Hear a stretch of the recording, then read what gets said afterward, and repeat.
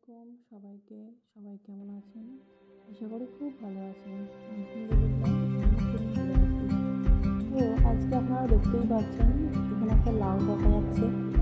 লাউটা হাফ নেওয়া হয়েছিল দুপুরে রান্নার জন্য। দুপুরে রান্না হয়ে গিয়েছে ওটা, আর এটার হাফ ছিল, তাই ভাবলাম নষ্ট না করে এটা দিয়ে কিছু একটা চটপট বানিয়ে নেওয়া যাক, যেটা সন্ধ্যের নাস্তা হয়ে যাবে। তো আজকে বানাতে চলেছি লাউয়ের পিঠে, লাউয়ের পিঠা। এটা আমি ফার্স্ট টাইম খেয়েছিলাম আমার মামার বাড়িতে। তো মামার বাড়িতে গিয়ে খেয়েছিলাম, খুবই চমৎকার এর স্বাদ। দেখুন লাউটাকে এবার কীরকম দেখতে লাগছে, ঠিক যেন একটা টুপির মতো। সব শাঁস এখান থেকে বের করে নেওয়া হয়ে গেছে। তো এবার আমরা করবো হচ্ছে কি, ওই শাঁসটাতে চিনি মেশাবো।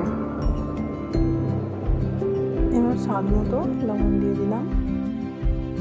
লবণটা দেওয়ার পর জিনিসটাকে ভালো করে মেখে নেব। একটু 10 মিনিট ঢাকনা দিয়ে এবার ঢেকে রাখবো। কিছুক্ষণ পর ঢাকনাটা খুললাম। আমি কিন্তু এতে কোনো পানি দিইনি, পানিটা নিচে থেকেই বেরিয়েছে। এবার পরিমাণ মতো ময়দা দিয়ে নেব। আর ঢাকনা দেওয়ার সময় ওটা আর ভিডিও করা হয়নি, কারণ সবসময় তো ভিডিও করা সম্ভব হয় না। এবার আস্তে আস্তে ওটাকে ফেটে ব্যাটার তৈরি করব। ব্যাটারটাকে বেশি পাতলাও রাখবো না, বেশি শক্তও করব না। কিছুক্ষণ ধরে করার পর, মিক্সড করার পর এবার গ্যাসের ওভেনে কড়াইটা বসিয়ে গরম করে নেব। গরম করে নেওয়ার পর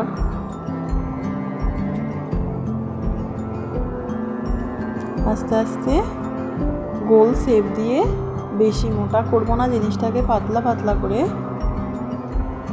ভেজে নেব। ভেজে নিলাম। ভেজে নেওয়ার পর আমাদের লাউয়ের পিঠা রেডি।